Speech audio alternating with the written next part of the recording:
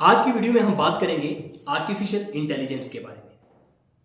Artificial intelligence ने आजकल के टाइम में इस दुनिया के अंदर तहलका मचा के रखा हुआ है। अभी तक हम एक फोटोशॉप की मदद से एक असली दिखने वाली फोटो को नकली बना सकते थे, लेकिन उस फोटो को बनाने में काफी टाइम की जरूरत होती थी।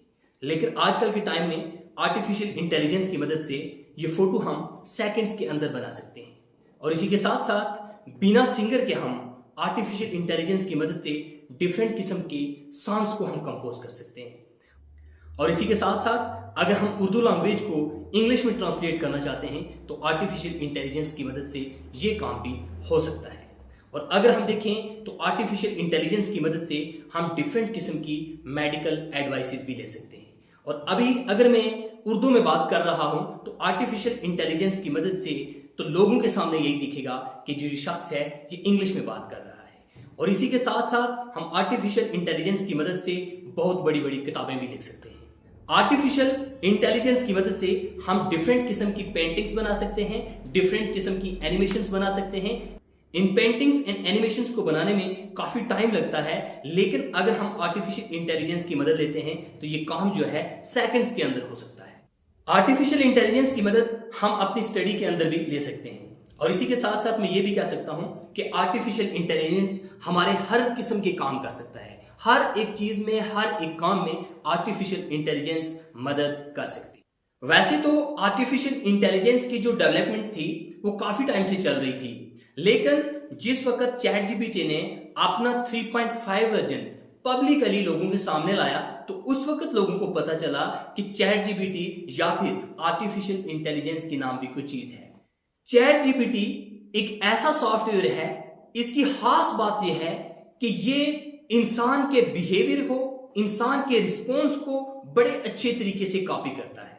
और इस सॉफ्टवेयर को इस तरीके से ट्रेन किया गया है कि जैसे इंसान रिस्पॉन्स करता है, जैसे इंसान किसी चीज का आंसर करता है, और उसी तरीके से ये सॉफ्टवेयर भी रिप्लाई करता है, रिस्पॉन्स करता है और आंसर्स करता है।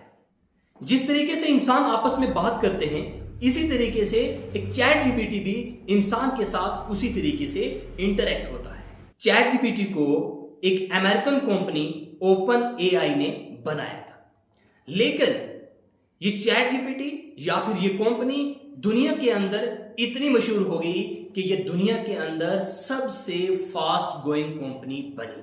अब ये दुनिया के अंदर इसको फास्ट ग्रोइंग कंपनी कैसे कहा गया, इसके लिए मैं आपको एक छोटी सी एग्जांपल देता हूं। नेटफ्लिक्स ने अपने 1 मिलियन यूजर्स जो हैं वो 3.5 ईयर में कंप्लीट किए। तो ट्विटर ने अपने 1 मिलियन सब्सक्राइबर्स जो थे वो 2 साल के अंदर कंप्लीट किए।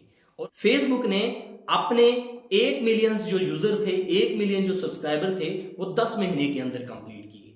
और इसी के साथ साथ अगर हम इंस्टाग्राम की बात करें तो इंस्टाग्राम तो कंप्लीटली कनेक्टेड है फेसबुक के साथ, लेकिन उसको भी 1 मिलियन यूजर्स कंप्लीट करने में 2.5 मंथ का टाइम लगा। लेकिन सबसे बड़ी हैरान करने वाली बात यह है कि चैट जीपीटी ने 1 मिलियन यूजर्स, 1 मिलियन जो सब्सक्राइबर थे वो तकरीबन 5 दिन के अंदर कंप्लीट किए।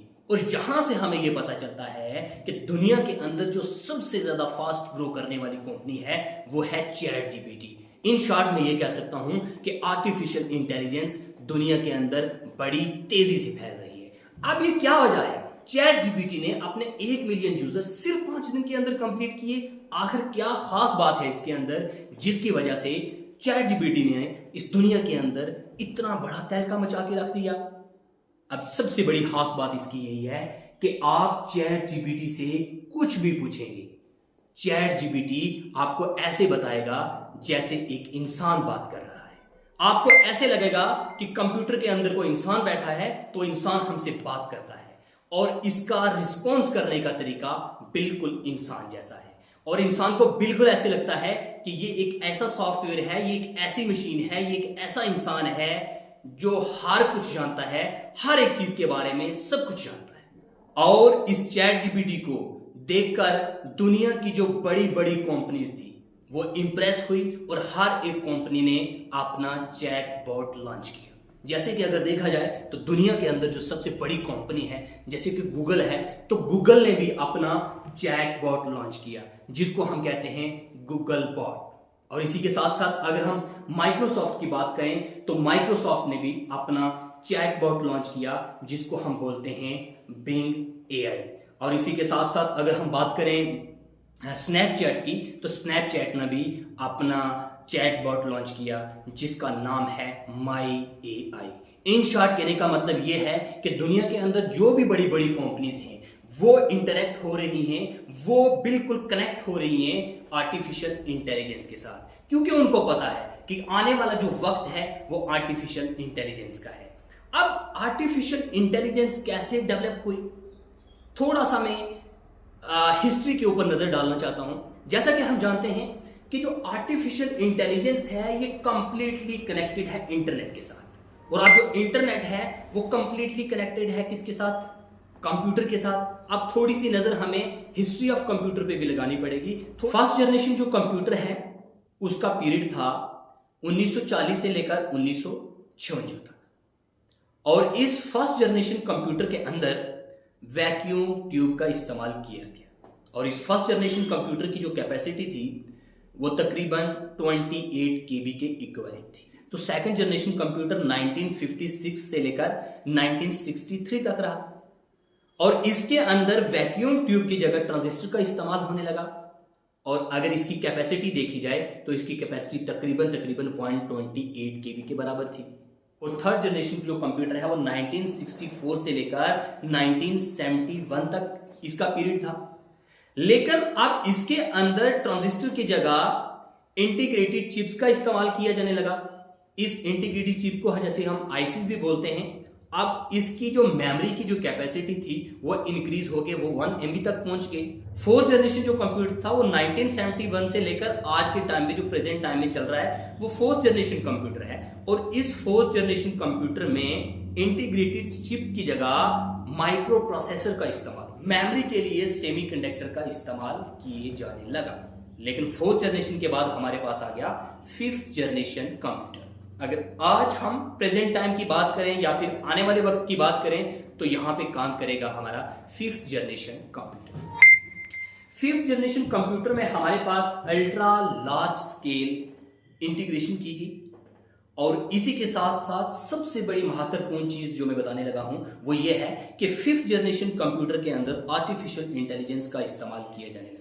और आर्टिफिशियल इंटेलिजेंस के साथ साथ रिपोर्टिंग सिस्टम जो है वो भी फिफ्थ जनरेशन कंप्यूटर के अंदर ही आता है। कहते हैं कि मैंने आपको डिफरेंट जनरेशन ऑफ कंप्यूटर बताने की क्या जरूरत पड़ी। अब रीजन यही है, अगर हम इसको थोड़ा और क्लैरिटी से देखें तो first and second generation computer में सिंपल सी कैलकुलेशन होती थी। उसके बाद third and fourth generation computer में मोर कॉम्प्लेक्स कैलकुलेशन होना शुरू हुई। अब तक अगर हमारे पास कोई फोटो होता था, इमेज थी, ऑडियो थी या वीडियो थी, तो हम उसको अपने कंप्यूटर में सेव करते थे या इंटरनेट पे अपलोड करते थे। और जब हमें उस डाटे की जरूरत पड़ती थी तो हम उस डाटे को रिट्रीव करते थे अपने कंप्यूटर से या फिर इंटरनेट से। तो इसके कंपैरिजन में अगर हम आर्टिफिशियल इंटेलिजेंस की बात करें तो ऐसा फोटो, ऐसी वीडियो, ऐसी ऑडियो जो ऑलरेडी एग्जिस्टेंस में नहीं है, और अगर हम इंटरनेट को, अगर हम आर्टिफिशियल इंटेलिजेंस को कमांड करते हैं तो आर्टिफिशियल इंटेलिजेंस हमें वो फोटो, वो इमेज, वो वीडियो हमें प्रोवाइड करता है। फॉर एग्जाम्पल मैं आपको एक छोटी सी एग्जाम्पल देता हूं, एक ऐसा लेक्चर जिसको मैंने शूट ना किया हो। अगर मैंने उसको शूट नहीं किया है तो जाहिर सी बात है ना तो वो मेरे कंप्यूटर में हो सकता, तो ना वो इंटरनेट की दुनिया में हो सकता। लेकिन अगर कोई आर्टिफिशियल इंटेलिजेंस को ये कमांड करे कि Rashid Majeed delivering lecture on this topic, तो आर्टिफिशियल इंटेलिजेंस आपको उस टॉपिक के ऊपर मेरी वीडियो प्रोवाइड करेगा। जो फोटो, जो ग्राफिक्स आपको चाहिए, लेकिन वो फोटो और ग्राफिक्स ऑलरेडी एग्जिस्टेंस में नहीं है, अगर हम सिंपली आर्टिफिशियल इंटेलिजेंस को कमांड करते हैं तो आर्टिफिशियल इंटेलिजेंस हमें वो फोटो, वो ग्राफिक्स प्रोवाइड करेगा। अगर हम गूगल पे सर्च करते हैं कि इंडिया में सबसे ज्यादा राइस कहां होता है, तो गूगल हमें वही डाटा प्रोवाइड करेगा जो ऑलरेडी डाटा गूगल में फीड है। जैसे कि राइस पंजाब में होता है, हरियाणा में होता है, उत्तर प्रदेश में होता है, वगैरह वगैरह इस जगह पे होता है। लेकिन इसके कंपैरिजन में अगर हम आर्टिफिशियल इंटेलिजेंस की बात करें तो आर्टिफिशियल इंटेलिजेंस आपको बताएगा XYZ प्लेस के ऊपर अगर आप ये काम करेंगे तो आपको best quality and huge quantity of rice वहां पे मिल सकता है। इन शॉर्ट ये है कि हमारा जो पहला कंप्यूटर था, हमारी जो पहली टेक्नोलॉजी है, वो प्रेजेंट सिचुएशन की बात करती है, जो ऑलरेडी डाटा एग्जिस्ट करता है, लेकिन आर्टिफिशियल इंटेलिजेंस आपको फ्यूचर के बारे में बताती है। आर्टिफिशियल इंटेलिजेंस हर एक सेक्टर में एप्लीकेबल है, चाहे वो सेक्टर टीचिंग सेक्टर है, चाहे कोई और सेक्टर है। अगर हम टीचिंग सेक्टर की बात करें तो टीचिंग सेक्टर के अंदर भी आर्टिफिशियल इंटेलिजेंस बढ़िया तरीके से एप्लीकेबल है। अगर हमें किसी टॉपिक के ऊपर प्रेजेंटेशन चाहिए तो आर्टिफिशियल इंटेलिजेंस को हमने सिंपली कमांड करना है, तो आर्टिफिशियल इंटेलिजेंस उस टॉपिक के ऊपर हमें प्रेजेंटेशन प्रोवाइड करेगा। और इन शॉर्ट हम यही कह सकते हैं कि आर्टिफिशियल इंटेलिजेंस हर एक फील्ड में एप्लीकेबल है, चाहे वो टीचिंग सेक्टर है, चाहे वो एग्रीकल्चर सेक्टर है, चाहे वो आईटी सेक्टर है, चाहे वो माइनिंग सेक्टर है, चाहे वो फिशिंग सेक्टर है, चाहे वो ट्रांसपोर्ट सेक्टर है, चाहे वो डिफेंस सेक्टर है, entertainment sector, engineering sector, construction sector, banking sector, retail sector, forestry sector, tourism sector, manufacturing sector हो, construction and energy production sector हो, ईच एंड एवरी सेक्टर में आर्टिफिशियल इंटेलिजेंस जो है वो एप्लीकेबल है। अगर हर एक सेक्टर में आर्टिफिशियल इंटेलिजेंस काम करना शुरू हो जाएगा तो इन शॉर्ट ये भी है, तो इससे हम ये भी कह सकते हैं कि ह्यूमन बीइंग्स की जो जॉब है, इंसान की जो जॉब है, वो खतरे में पड़ जाएगी। हाँ बिल्कुल, आर्टिफिशियल इंटेलिजेंस की वजह से इंसान की जॉब जो है वो खतरे में है, लेकिन मैं ये कह सकता हूं कि आर्टिफिशियल इंटेलिजेंस की वजह से उन लोगों की जॉब खतरे में है जो अनस्किल्ड हैं in the field of artificial technology.